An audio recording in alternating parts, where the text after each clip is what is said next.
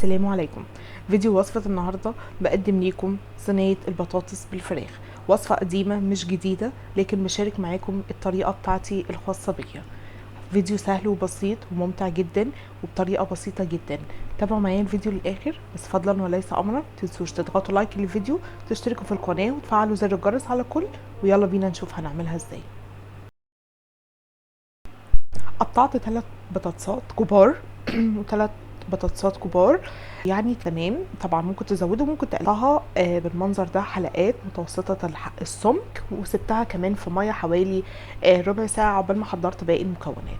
كمان هقطعها لجوانح او شرايح بالمنظر ده. بالبصلة على البطاطس، معلقة كبيرة من الثوم المفروم.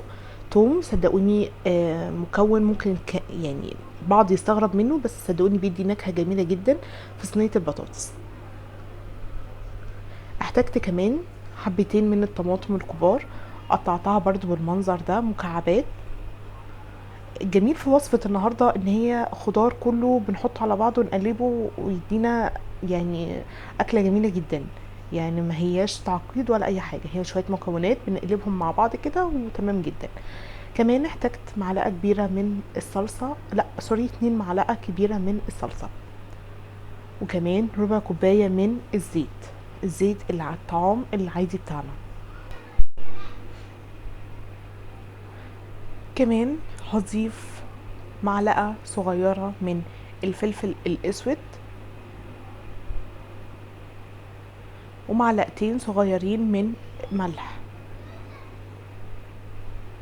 بعد إضافة كل المكونات دي كلها هخلطهم مع بعض كويس جدا، اتاكد ان التوابل بتاعتي بقت تمام متداخله في كل حاجه، وكل حاجه امتزجت وبقت تمام التمام بالمنظر اللي انتوا شايفينه.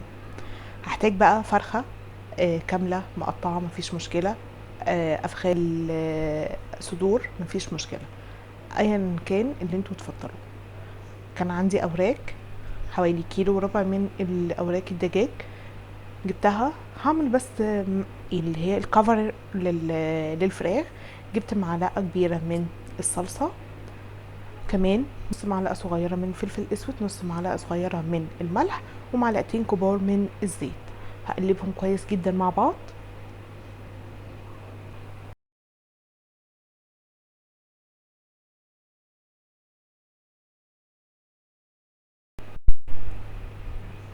هبتدي امسح بيها الفراخ كويس جدا، وهقلبها وبرضو همسحها من فوق.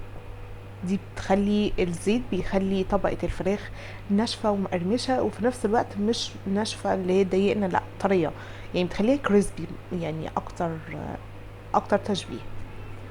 هنا مسحتها من تحت كويس، وبعد كده هقلبها اهو، وهبتدي امسحها كلها من فوق. كده انا بهرت الفراخ بتاعتي وتمام. آه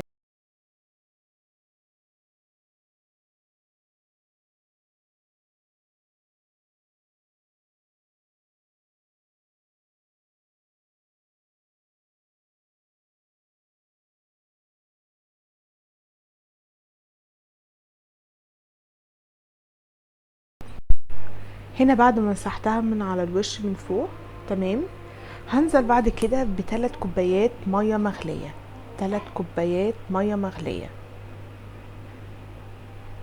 او عندنا مرقه مفيش مشكله، مرق او ميه مغليه، وبرده المرقه تبقى مغليه بالمنظر ده.